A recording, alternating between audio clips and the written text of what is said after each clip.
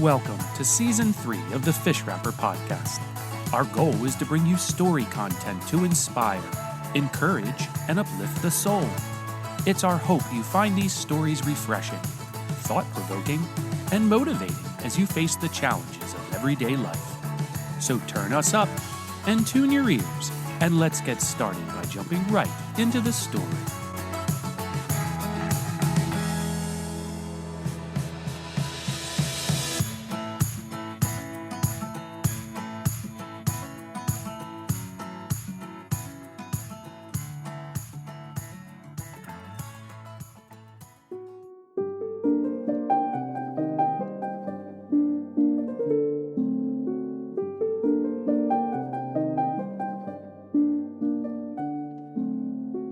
Rainy Day Inspiration.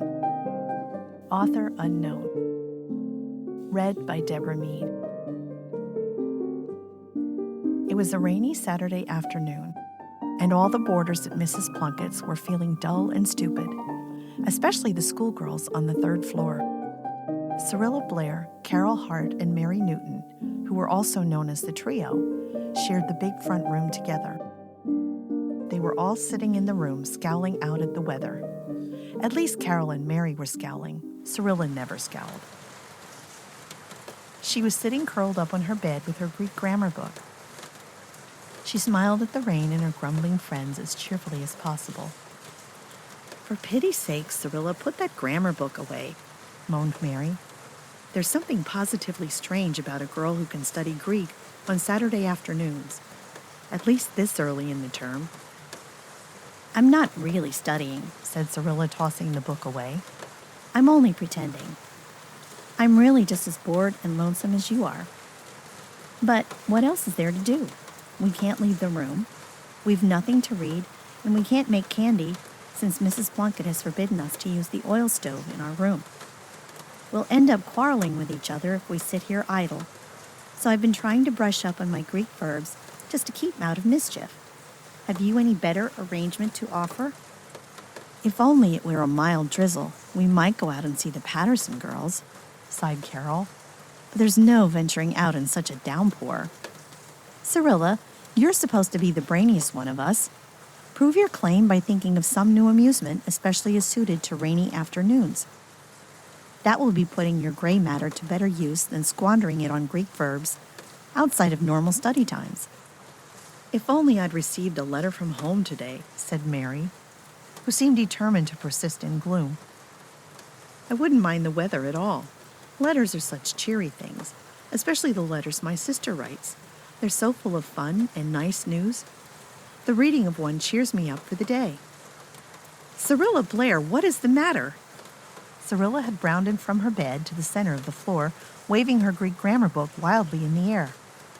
"Girls, I have an inspiration," she exclaimed. "Good. Let's hear it," said Carol. "Let's write rainy day letters to everyone in the house," said Cyrilla. "Like ourselves, I suspect all the rest of the folks are feeling blue and lonely, too. Let's write them the nicest letters we can compose and get Nora Jane to take them to their rooms. There's that pale little sewing girl. I don't believe she ever gets letters from anybody. I'm sure Miss Marshall doesn't either. And then there's poor old Mrs. Johnson, whose only son died last month, and the new music teacher who came yesterday. I could surely write a letter of welcome to her. There's old Mr. Grant, yes, and Mrs. Plunkett, too. I could thank her for all her kindness to us. You know, she really has been awfully nice to us, despite the oil stove rule. That's 6 letters, 2 apiece. Let's do it, girls." Cyrilla's sudden enthusiasm for the plan infected the others. "It is a nice idea," said Mary as she brightened up.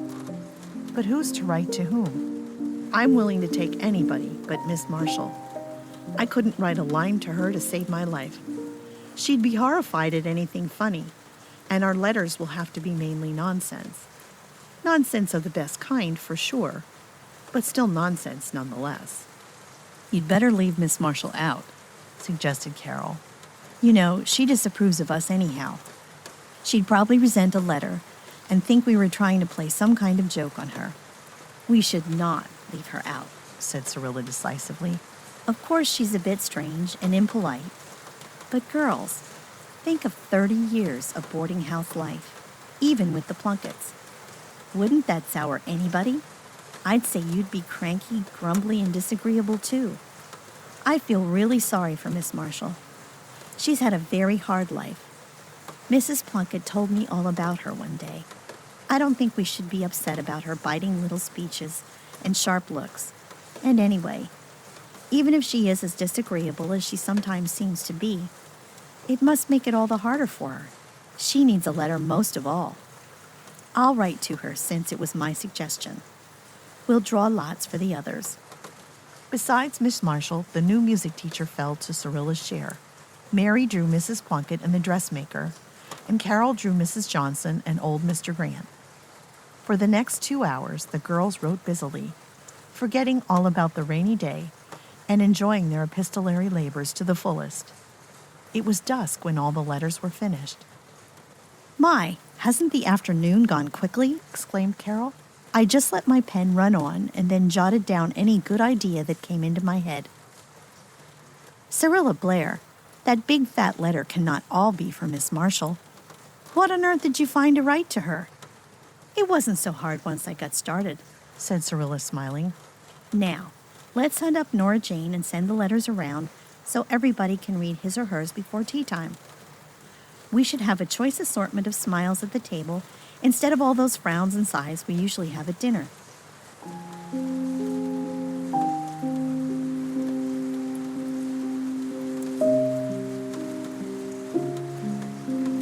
Miss Emily Marshall was, at that very moment, sitting all alone in her little back room, with the rain splashing drearily against the window panes. Miss Marshall was feeling as lonely as she looked. She'd often felt this way during the 60 years of her sad life.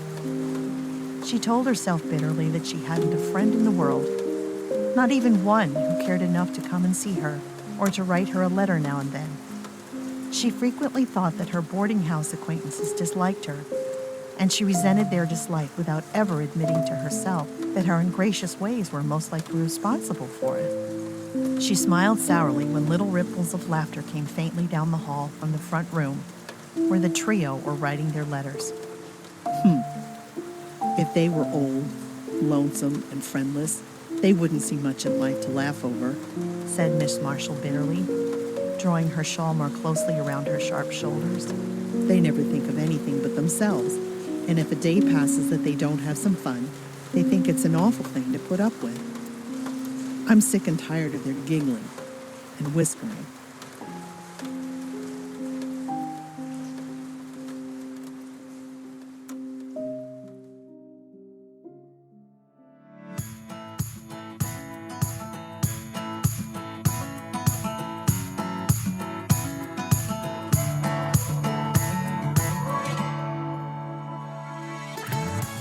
We hope you've been enjoying the story.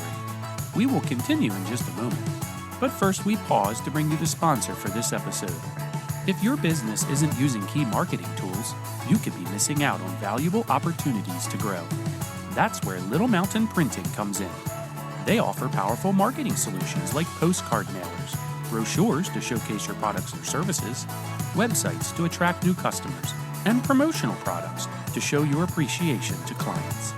With the right marketing in place, your business has the best chance to thrive. Get started today by calling Little Mountain Printing at 717-933-8091 or just visit them online at littlemountainprinting.com. Now let's return and finish the story.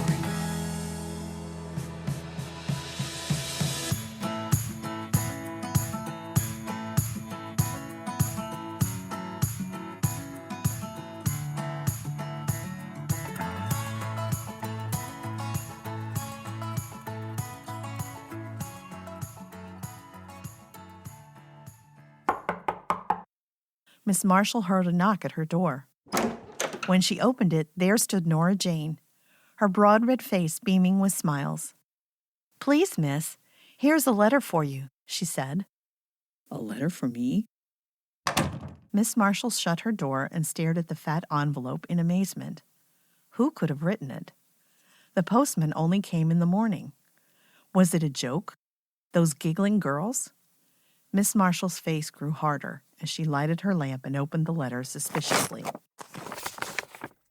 Dear Miss Marshall, It was in Cyrilla's pretty, girlish handwriting.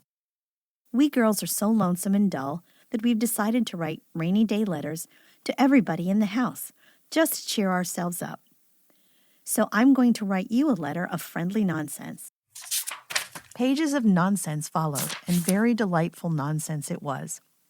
For Cyrilla possessed the great gift of bright and easy letter writing. She commented wittily on all the amusing episodes of boarding house life for the past month. She described a cat fight she had witnessed from her window that morning and illustrated it with an ink sketch of the belligerent felines. She described a lovely new dress her mother had sent her from home and told her all about the class party to which she'd worn it. She gave an account of her camping trip to the mountains and pasted a number of small photos taken during the outing on the page. She copied a joke she'd read in the paper that morning and discussed the epic account from the serial story in the magazine which the entire boarding house was reading. She wrote out the directions for a new crocheted sweater that her sister had made. Miss Marshall had a mania for crocheting. And she finally wound up with all the goodwill and good wishes that Nora Jane would consent to carry from your friend, Cyrilla Blair. Before Miss Marshall had finished reading that letter, she cried 3 times and laughed more times than she could count. More tears came at the end, though, happy, tender tears, such as Miss Marshall had not shed for years. Something warm, sweet, and gentle seemed to thrill to life within her heart. So, those girls were not such selfish, heedless young creatures as she had supposed. How kind it had been of Cyrilla Blair to think of her and then write to her. She no longer felt lonely and neglected. Her whole somber world had been brightened by that friendly letter. Mrs. Plunkett's table was surrounded by a ring of smiling faces that night. Everybody seemed in good spirits despite the weather. The pale little dressmaker, who had hardly uttered a word since her arrival a week before, talked and laughed quite merrily and girlishly, thanking Cyrilla unreservedly for her thoughtful letter. Old Mr. Grant did not grumble once about the rain, the food, or his rheumatism, and he told Carol that she might be a good writer, in time, if she looked after her grammar more carefully, which, from Mr. Grant, was high praise. All the others declared that they were delighted with their letters as well, all except Miss Marshall. She said nothing at dinner, but when Cyrilla was going upstairs, Miss Marshall met her in the shadows of the second landing.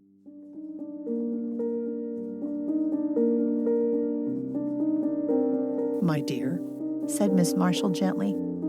I want to thank you for your letter. I don't think you can realize just what it has meant to me. I was so lonely and tired and discouraged. It heartened me right up. I know you have thought me a cross and disagreeable person, and I'm afraid I have been one too. But I shall try not to be so in the future. If I don't succeed right away, don't mind me, because under it all, I shall always be your friend. And I mean to keep your letter and read it over and over every time I feel myself becoming hard and bitter again.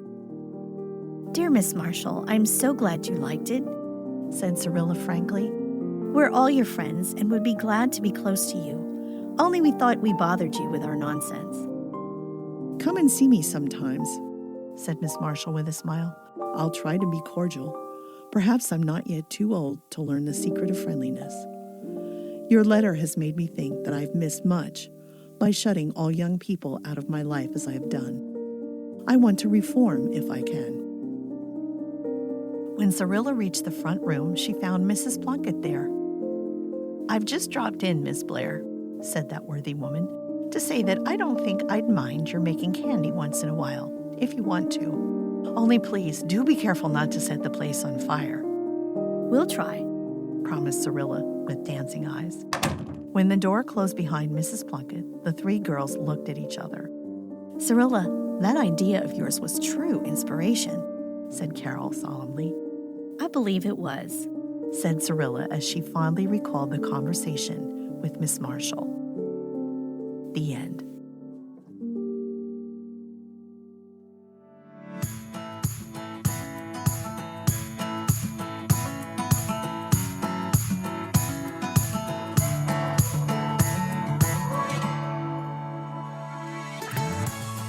We hope you enjoyed this story and will join us again soon when we unravel another adventure from the pages of the Fish Wrapper.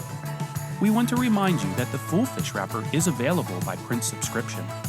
Each printed issue is jam-packed with story content, amazing recipes, games, jokes, and much, much more.